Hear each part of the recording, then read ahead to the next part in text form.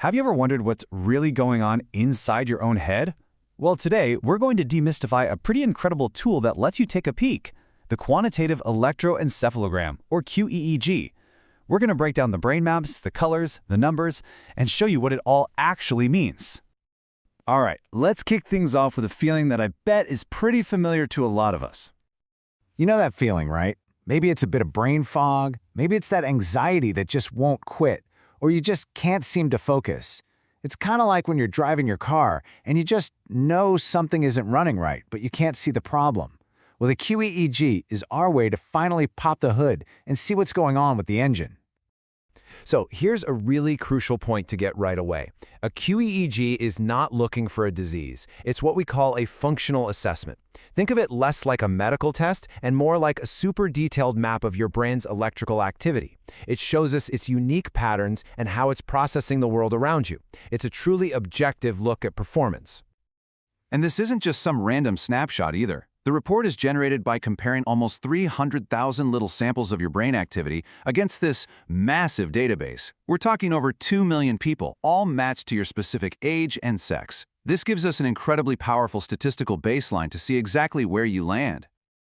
So, how does the report actually work? I mean, to really understand the colors and the maps, we first have to get our heads around the statistical curve that everything is measured against. Everything in the QEEG comes back to this. The Gaussian distribution, or what you probably know as the bell curve. You see that big green area smack in the middle? That's where about 68 to 95% of the population's brain activity falls. It's the statistical norm, and those yellow and red areas, that just shows activity that's moving further and further away from that average. Okay, now, before we go any further, this is probably the single most important thing to remember when you're looking at one of these reports. If you see red, your first instinct might be to panic a little, right? But let me say it loud and clear. Red does not mean bad. And for that matter, green doesn't automatically mean good. Let's try an analogy. Think of that green normal range as safe, solid ground. As you move into the yellow and then the red zones, you're just getting closer to the edge of a cliff. Being in the red doesn't mean you've fallen off. It just means you're standing right at the edge. It's all about a high probability of an issue, not the severity of it. That's a huge distinction. All right, so with that in mind, let's move on to the map itself and see how this all plays out across the different regions of your brain. So, on your report, you're going to see a head map that looks something like this one. And those colored dots, they pinpoint the very specific areas of your brain that are showing the biggest statistical jump from that 2 million person database. This is, for all intents and purposes, your brain's unique geography. And each of these locations has a very specific job. Right up front, you've got the frontal lobe. That's your brain's CEO, handling all the big decisions and impulse control. Then on the sides, the temporal points are managing language and hearing. That central strip running across the top, it regulates your body's physical and emotional states. And way in the back, the occipital points are your visual command center, decoding everything you see. Okay, so we've seen the geography. Now let's connect those brain patterns to something we all deal with every single day.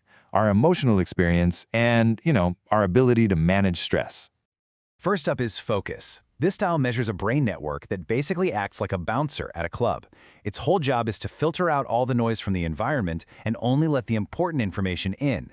So if this system is struggling a bit, you might see a high probability for impulsivity, which is really just that tendency to react before you've had a chance to think things through.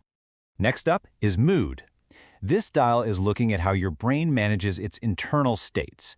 And a really key marker here is something called rumination, which is perfectly described as broken record syndrome.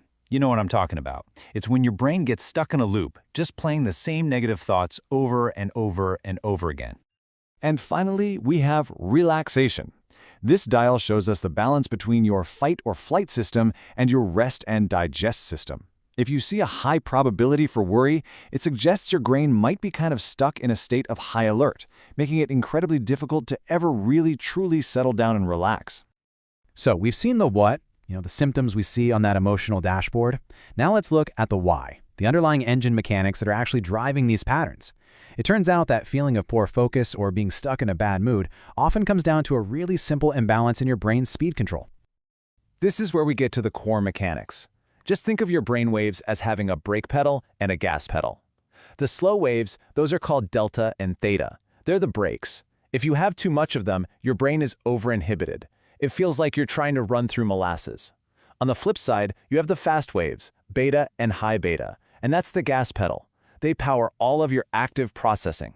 If you have too little, there's simply not enough horsepower for your brain to focus and get things done.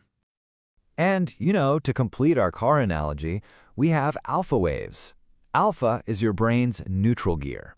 It's that absolutely essential state of being calm and alert, but not actively engaged in a task.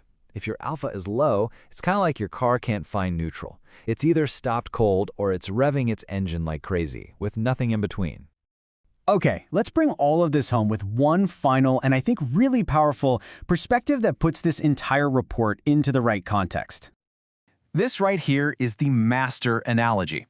The QEEG report is an evaluation of the car, your brain's hardware, and its current wiring. It is not an evaluation of you, the driver. It's not a reflection of your effort, it's not a reflection of your character or your willpower, it's about the machine. And this is why it matters so much. The report is just showing your brain's current alignment. You might be an absolutely amazing driver who's learned all these clever tricks to compensate for a car that constantly pulls to one side. The whole goal of interventions like neurofeedback is to simply fix the car's alignment. And when the car finally drives straight, the act of driving, or just living your day-to-day life, requires so much less effort. So, that leaves us with a final thought, doesn't it? Now that you've had a little peek under the hood and you've got a map of the engine, it really begs the question, if you could tune up your brain, where would you even start?